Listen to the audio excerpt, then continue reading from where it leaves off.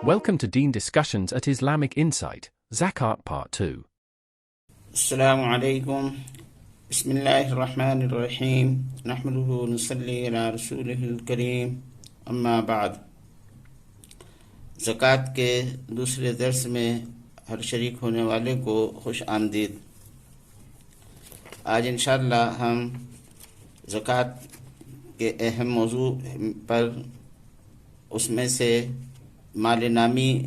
کے موضوع پر بات کریں گے کہ مال نامی وہ ہے کہ جس کے اوپر زکوٰۃ واجب ہوتی ہے، مال زکوٰۃ یعنی زکوٰۃ ایبل ایسٹس۔ دنیا میں اکثر لوگ جب اپنے مال کی زکوٰۃ نکالتے ہیں تو وہ عموماً 4 قسم کے مال ہیں: نقد رقم،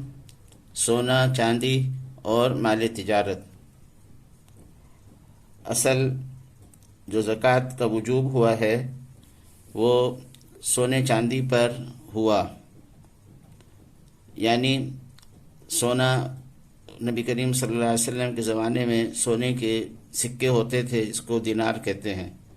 اور چاندی کے سکے ہوتے تھے جس کو درہم کہتے ہیں۔ تو آپ نے درہم اور دینار کے اعتبار سے زکوٰۃ کے احکام کو بیان فرمایا ہے۔ آج کل جو ہے سونا اور چاندی زیورات کی شکل میں ہو گیا ہے بس، اور سکوں کے لیے یہ کرنسی رائج ہو گئی ہے جس کو ہم نوٹ کہتے ہیں، کرنسی نوٹ۔ تو اس لیے اب اس کو سمجھنے کی ضرورت ہے۔ کرنسی نوٹ یا بینک نوٹ، کرنسی نوٹ جس کو لوگ استعمال کرتے ہیں، اور اس کو ہم کہتے ہیں نقد رقم۔ تو نقد رقم کی مختلف شکلیں ہیں، ان تمام شکلوں کو سمجھنا ضروری ہے۔ صرف نقد رقم سے مراد جیسے پاکستان میں رہنے والے کے لیے روپے نہیں ہے، بلکہ نقد رقم سے مراد کرنسی ہے، اور اس نقد رقم کو مختلف شکلوں میں اگر کیا ہوا ہے تو وہ بھی شکل مراد ہے۔ تو نقد رقم چاہے وہ کسی بھی کرنسی میں ہو تو اس کے اوپر زکوٰۃ ہے۔ مثلا کسی پاکستانی کے پاس روپے ہیں، اس پر تو زکوٰۃ ہوگی، لیکن اس کے پاس اگر یورو ہیں، ڈالر ہیں، پاؤنڈ ہیں، ریال ہیں، درہم ہیں، تو ان کے اوپر بھی زکوٰۃ ہے۔ وہ یہ نہیں کہہ سکتا کہ میں چونکہ پاکستان میں رہتا ہوں اور میرے پاس جو کرنسی ہے وہ پاکستانی ہے اصل، اور ریال اور یورو وغیرہ یہ دوسرے ملک کی ہیں، ان کے اوپر زکوٰۃ نہیں، بلکہ ان کے اوپر بھی زکوٰۃ ہے۔ ان کی جو بھی ویلیو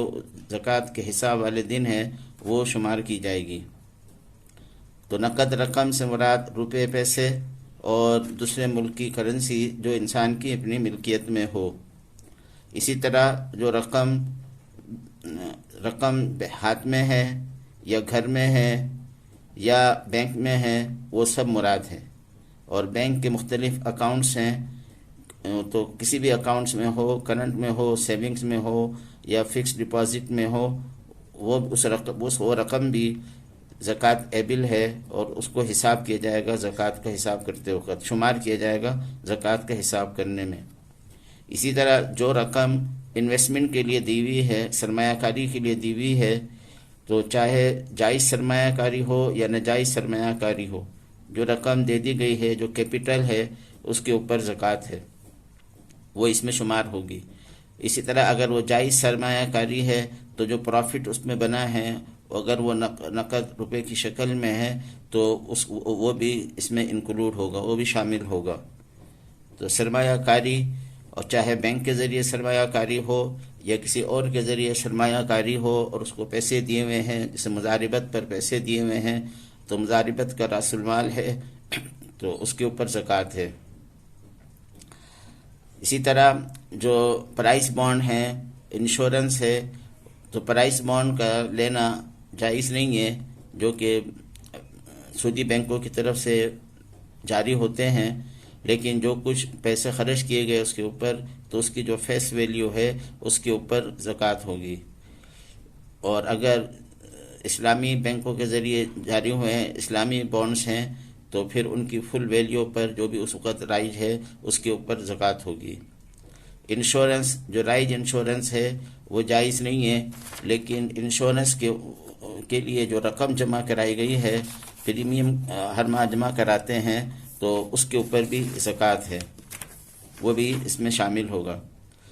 پروویڈنٹ فنڈ وغیرہ جتنے بھی مختلف قسم کے فنڈ ہیں جو مستقبل میں ملتے ہیں، لیکن ان کی بچت اور ان کی سیونگ ابھی سے کی جاتی ہے، تو اس کے اندر کافی تفصیل ہے اور مختلف فنڈز ہیں، لیکن ان میں یہ بات مشترک ہے کہ جو بھی فنڈ وغیرہ آدمی نے اپنے اختیار سے سرمایہ کاری میں لگایا ہے، اپنے ادارے کو، اپنی کمپنی کو اختیار دے دیا، بتلا دیا کہ آپ ہماری رقم فلاں جگہ لگائیں، تو اس اختیار دینے کی وجہ سے وہ اس کا مالک ہو گیا، تو لہذا اس کی بھی معلومات حاصل کی جائیں کہ ہمارے فنڈز میں کتنی رقم جمع ہے، تو جو جائز رقم جمع ہے تو اس کو بھی زکوٰۃ میں شامل کیا جائے گا۔ اسی طرح غیر مقبوض مال تجارت کی ادا شدہ رقم، کہ مال تجارت خریدا اور ابھی اس پر قبضہ نہیں کیا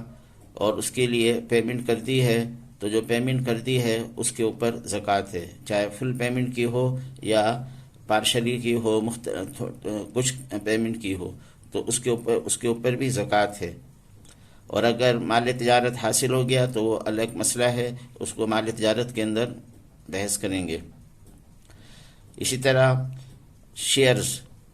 یہ بھی سرمایہ کاری میں داخل ہیں، تو شیئرز جو ڈویڈنڈ کے لیے ہے اور اپنے گھر میں رکھے ہوئے، اپنے پاس رکھے ہوئے ہیں، اور ان کا جب ڈویڈنڈ تقسیم ہوتا ہے، اعلان ہوتا ہے، تو اس کو حاصل کرتے ہیں، تو ایسے شیئرز کی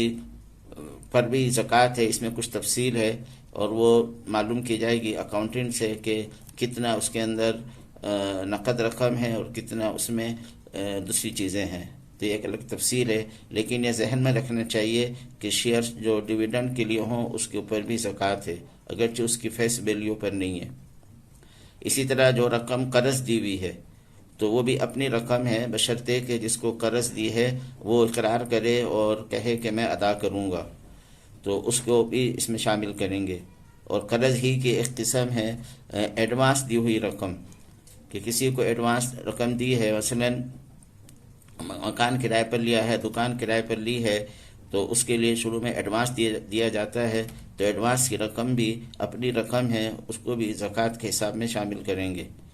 کمیٹی کی رقم جو بی سی ڈالی ہوئی ہے اور ابھی تک کھلی نہیں، تو جتنی قسطیں وہاں جمع کرا دی ہیں وہ بھی اپنی رقم ہے، وہ بھی زکوٰۃ ایبل ہے۔ فروخت شدہ مال کی غیر موصولہ قیمت، ریسیو ایبل، کہ جو مال تجارت فروخت کیا ہے یا غیر مال تجارت تھا اس کو فروخت کیا ہے اور اس کی رقم خریدار کے ذمے واجب ہو گئی ہے، تو وہ بھی قرض ہے اور اس کو بھی شمار کریں گے۔ تو یہ مختلف قسمیں ہیں نقد رقم کی۔ جب ہم نقد رقم بولیں گے تو اس سے مراد صرف کیش رقم جو ہوتی ہے وہ مراد نہیں ہے، بلکہ اس کی تمام یہ قسمیں اس میں شامل ہیں۔ آدمی جب اپنی زکوٰۃ کا حساب کرے تو وہ ان تمام چیزوں کو دیکھے کہ اس تاریخ کو زکوٰۃ والے دن اس کے پاس کتنی نقد رقم موجود ہے، اس تفصیل کے ساتھ۔ تو آج کے درس میں ہم نے نقد رقم پر بات کی ہے، امید ہے کہ یہ بات سمجھ میں آئی ہوگی، اور اب انشاءاللہ تعالی آئندہ دوسرے جو مال نامی ہیں ان پر بات کریں گے۔ وآخر دعوانا ان الحمد للہ رب العالمین۔ Remember to like, share and subscribe.